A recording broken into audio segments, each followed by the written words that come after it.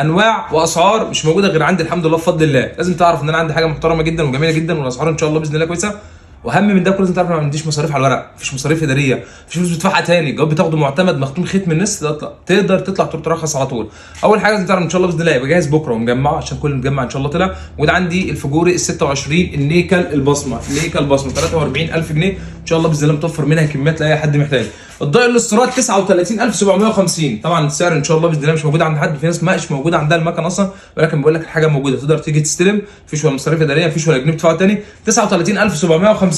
الضايق 26 النهارده موجوده ان شاء الله باذن الله، كام سعرها؟ 41000. طبعا كل المكن ده مجمع 2025، مفيش مصاريف اداريه، مفيش فلوس بتدفع تاني. طبعا ان شاء الله باذن الله جاي لك بمفاجاتين، هي الضايق الاربعه والهوجن 4. الموتور من تحت بيبدا بنجمه دي واي 162 ونجمه اتش جي 162. طبعا الموتورين دول مش استيراد زي ما انا قلت، وان شاء الله باذن الله هنديهم سعر هيبقى كويس جدا جدا جدا، اعلى من العادي، حاجه بسيطه جدا، 500 جنيه او 1000 جنيه ان شاء الله باذن الله تكون متوفره من بكره ومتجمعه وجاهزه بكل الالوان وكل حاجه ان شاء الله باذن الله. الهوجن 3 موجوده طبعا بصمه ومن غير بصمه، اسود ونبيتي، وان شاء الله باذن الله اجمل من بعض. 36750 و36 ونص.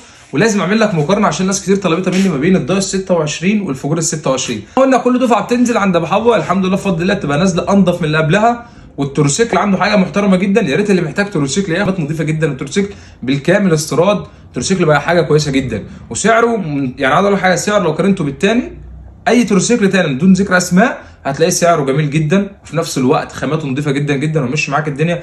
وكلامنا طبعا لاصحاب الشركات والمزارع والناس اللي شغاله وبتحتاج كميات، الحمد لله بفضل الله كل اللي خد مننا من الشركات، طبعا اتعاملنا مع شركات كتير جدا والحمد لله بفضل الله الناس كلها بتشكر في الحاجه وبتشكر في الخامات وشغل التروسيكل.